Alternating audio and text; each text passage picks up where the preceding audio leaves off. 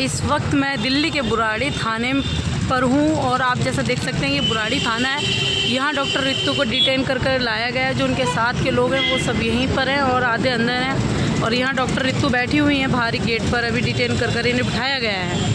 ये देख सकते हैं तमाम पुलिस प्रशासन किस तरीके से, यानी कि जो आर्टिकल 19 हमें अधिकार देता है अपने हक की बात करने की और अपने मतलब हम आंदोलन कर सकते हैं उस तरीके से। लेकिन आज आंदोलन की भी यहाँ पर कहें कि जो गरिमा है तोड़ दी गई। कहीं ना कहीं जो लोकतंत्र खत्म होता हुआ नजर आ रहा है। मुर्दाबाद मुर्दाबाद फासीवाद मुर्दाबाद मुर्दाबाद मुर्दाबाद फासीवाद मुर्दाबाद मुर्दाबाद मुर्दाबाद फासीवाद मुर्दाबाद मुर्दाबाद मुर्दाबाद फासीवाद मुर्दाबाद मुर्दाबाद मुर्दाबाद फासीवाद मुर्दाबाद मुर्दाबाद मुर्दाबाद फासीवाद मुर्दाबाद। हाई कोर्ट की परमिशन के बावजूद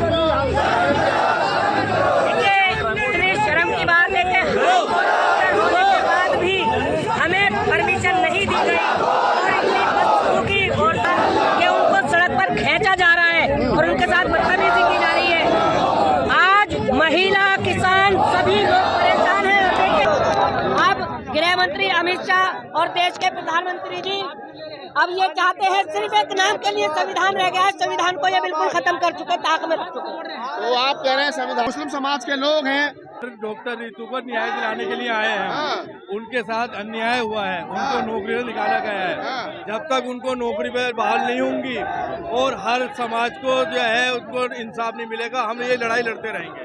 हम हमेशा डॉक्टर रितु के साथ हैं। तो तमाम लोग हैं डॉक्टर रितु के समर्थन में। यहाँ सरकार है, थोड़ा बताओ कि इस प्रकार का माहौल कभी आपने देखा है पुलिस की तरफ से? अब पुलिस ना रह करके ये आरएसएस के कार्यकर्ता बन गए। पहले ऐसी पुलिस नहीं थी। दिल्ली पुलिस का नाम था पूरे भारत में कि ये अंडर प्रेशर काम नहीं करती, लॉफुल काम करती है। अब 19 के बाद जब से देश के तड़ी पार गृह मंत्री बने हैं तो पुलिस अंडर प्रेशर काम कर रही है। वो जैसे आरएसएस के गुंडे काम करते हैं वो काम पुलिस कर रही है। आरएसएस के गुंडों के यानी कर रहे हैं। क्या कहना चाहोगे बुराड़ी थाने में जिस प्रकार से एक सम्मानित प्रोफेसर को मिट्टी में ला करके बिठा दिया, धरती पर बैठने के लिए कुर्सी तक नहीं दी गई, और इससे ज्यादा क्या अपमान होगा? राहुल भाई साहब, आप जानते हो, देख रहे हो, पत्रकार हो, जितना अत्याचार अब हो रहा है और अब 24 में और आ गया ना तो घर से निकाल के मारेंगे, फांसी पर लटकाएंगे। ये अब ये देखना भाई साहब, इतना बड़ा अत्याचार हो गया, जुल्म की हद हो चुकी है। सुप्रीम कोर्ट का ऑर्डर, हाई कोर्ट का ऑर्डर आने के बाद भी प्रोटेस्ट करने की अनुमति मिल गई है, लेकिन फिर भी रास्ते में रोक दिया, मारपीटी करने लगी। ये सरकारें हैं, ये तो जुल्म जाति की हद हो चुकी है भाई साहब। अब तो ये सब कुछ छोड़ दिया। और दलित, मुस्लिम माइनॉरिटी अगर अभी भी नहीं सुधरेंगे ना तो घर से निकाल बीवी बच्चों को भी मारेंगे। जो पहले समय था ना, औरतों को लेके जाया करते, ऐसे औरतों को उठा के घर से ले जाए, लड़कियों औरतों को। ऐसा दिन आने वाला है भाई साहब। ऐसा सर, आपको एक याद दिलाता हूँ मैं। ऊना कांड के बाद एक माननीय प्रधानमंत्री जी ने देश को आह्वान किया था कि मेरे दलित भाइयों को मत मारो, मुझे गोली मार दो। याद है? उसका मतलब था जब तक मैं हूँ कितने ही मार लो, ये इशारा था। उन इशारों मतलब पुलिस जो है वो इशारे में कह रहे थे कि मेरे दलित भाइयों को मत मारो, चाहे मुझे मार लो। इसका मतलब ये है कि पुलिस कहीं ना, प्रधानमंत्री इनडायरेक्ट वे में ये कहने की कोशिश कर रहे थे कि आप जब तक मैं हूँ तब तक लोगों को, दलितों को जितना सताना है उतना सताओ।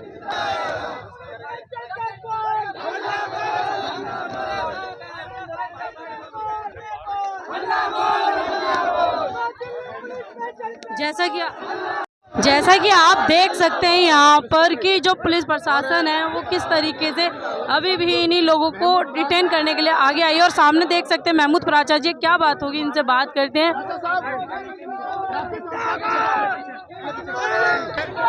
ये प्राचा साहब हैं, इनको जिम्मेदारी दी गई है, पूरी तरीके से अभी पीछे कर रहे हैं। और देख सकते हैं आपके लोग जो है कितना आक्रोश में है कि आर और पार, मतलब कहें कि लड़ाई में तैयार है कि लोग जो न्याय नहीं मिल पा रहा है उसमें महमूद प्राचा सर अभी देख सकते हैं, उनसे भी हम आपकी बात कराएंगे। महमूद प्राचा से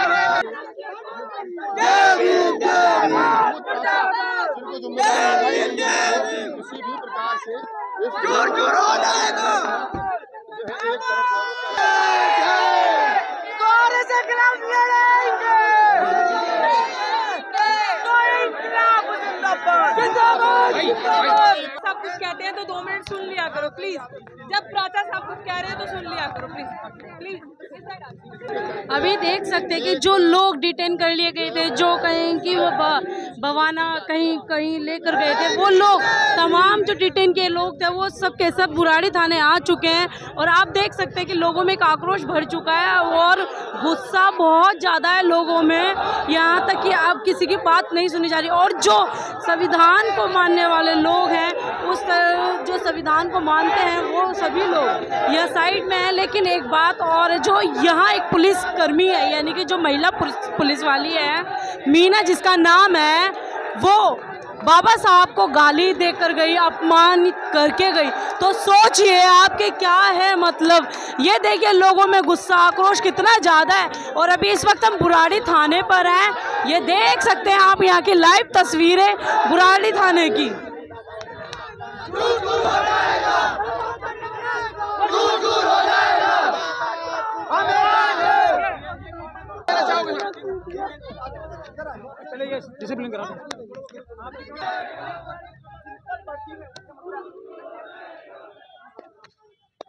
आगे क्या रणनीति है?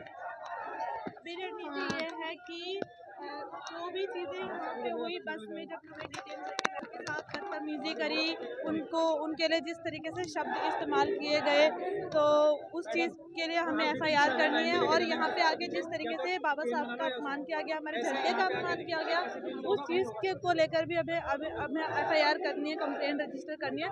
तो अभी फ़िलहाल हम उसके लिए वेट करें, बाकी ये प्रोटेस्ट तो चलता रहेगा जब तक इसके पीछे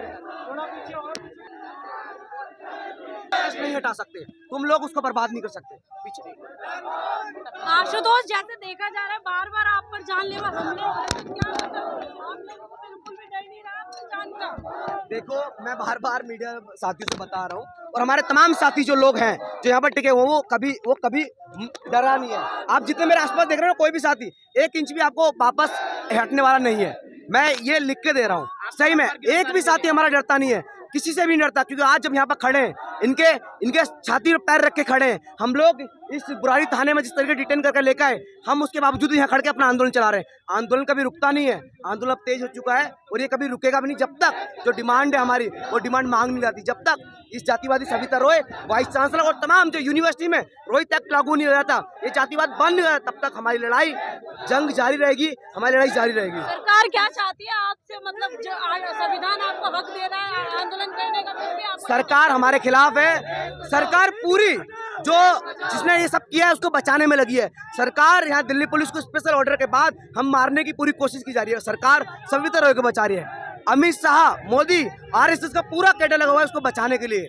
तो ये तो 4-5 कॉलेज के जो प्रिंसिपल है ना, जिन्होंने हमारे खिलाफ ये PIL डालते, अभी कुछ दिन पहले हाईकोर्ट ने जिनको लात मारी है, उन प्रिंसिपल्स को, हिंदू कॉलेज की प्रिंसिपल, DRC की प्रिंसिपल, हंसराज की प्रिंसिपल और KMC की प्रिंसिपल, सब पे उनका रिकॉर्ड चेक करो, वो कौन है। सब पे सब RSS के कैडर हैं, सब पे सब RSS के दलाली करते हैं।